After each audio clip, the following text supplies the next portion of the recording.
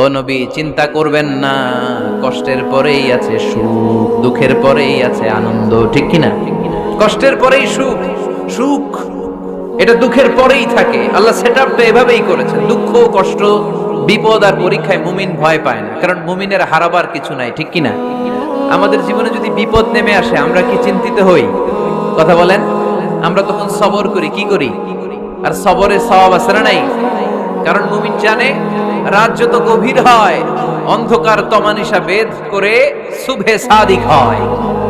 মুমিন জানে গর্ভবতী নারীর পেটের যন্ত্রণা যত বাড়তে থাকে, নতুন মেহমান আগমনের সময় ঘনাতে থাকে, ঠিক কিনা? মুমিন জানে মুমিনের উপর বিপদ কষ্ট যত বাড়তে থাকে, সুখের সময় ঘনাতে থাকে, কাছে আসতে থাকে। চিল্লায় বলেন ঠিক কিনা? এজন্য আল্লাহ বললেন ফাইন্না মাআল উসরি ইউসরান, ইন্না মাআল উসরি ইউসরা। ও নবী, চিন্তা করবেন না, পেরেশান হবেন না। মাক্কি জীবনে আপনার দুঃখ কষ্ট, কিন্তু কিছুদিন পরেই মাদানী জীবনে আপনার জীবনে সুখ নামিয়ে দিবে কে? আপনার জীবনে আনন্দের বন্যা বইয়ে দিবে কে? মোটিভেশনাল সূরা, পেইন রিলিভিং সূরা। আপনি বিপদে পড়লেই এই আয়াত নিয়ে চিন্তা করবেন যে বিপদের পরেই আনন্দ আছে, কষ্টের পরেই দুঃখ আছে। সমস্যা যেমনি আছে, সমস্যার সমাধানও। কথা বলেন, সমস্যা যদি থাকে ওইটার সমাধান আছে না নাই? Allah never creates a lock without its কি।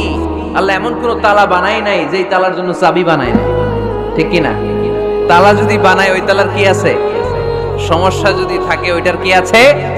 এজন্য কষ্টের পরে আনন্দ, দুঃখের পরে সুখ চিন্তা করার সুযোগ নাই।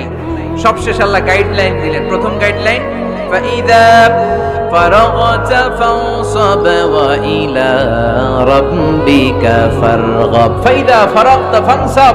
হে নবী, যখন আপনি দাওয়াতি কাজ করে করে, রাষ্ট্রীয় কাজ করে করে একটু ফুরসাত পাবেন, অবসর পাবেন, ফানসাব ফিল ইবাদা, আপনি একটু ইবাদতে মশগুল হয়ে যান, আপনি একটু দোয়ায় মশগুল হয়ে যান।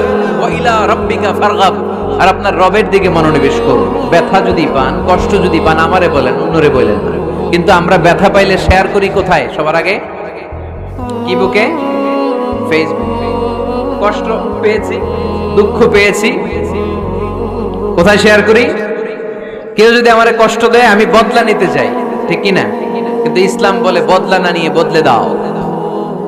কি করবেন? বদলা নিও না, বদলে দাও।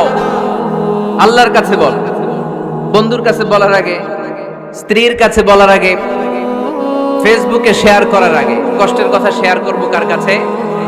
বিশ্বনবী সাল্লাল্লাহু আলাইহি ওয়াসাল্লাম আমাদেরকে এটাই শিখিয়েছেন। এই শিক্ষার মধ্য দিয়ে গোটা বিশ্বকে তিনি চেঞ্জ করে দিয়েছেন। তার নাম আওয়াজ করে বলতে হবে, তার নাম মুহাম্মদ সাল্লাল্লাহু আলাইহি ওয়াসাল্লাম। এই সূরা থেকে আমাদের জন্য শিক্ষা হচ্ছে, আমরা বিপদে আপদে সব সময় ভরসা রাখবো একজনের উপর, তিনি কে? আর মনে রাখতে হবে, the grief isn't permanent, the struggle isn't permanent. এই পৃথিবীর কোনো দুঃখ কষ্ট আর সমস্যা এটা পার্মানেন্ট নয়। সমস্যার পরে সমাধান আছে, দুঃখের পরে আনন্দ আছে। এই বিপদ পরীক্ষাগুলো আল্লাহ তাআলা আমাদেরকে দেন আমাদের কোমরকে সোজা করার জন্য, আমাদের পায়ের নিচের মাটিকে শক্ত করার জন্য। প্রতিকূল পরিবেশে কি করে টিকে থাকতে হয় সেটা ট্রেনিং হিসেবে এই পরীক্ষাগুলো আমাদের জীবনে দেয় কে? আর ফাইদা ফারাগতা ফানসাব, ফাইদা ফারাগতা ফানসাব। ও নবী, যখনই আপনি অবসর পাবেন, অবসর সময়টা আমরা কাজে লাগাবো। রাজি আছেন তো?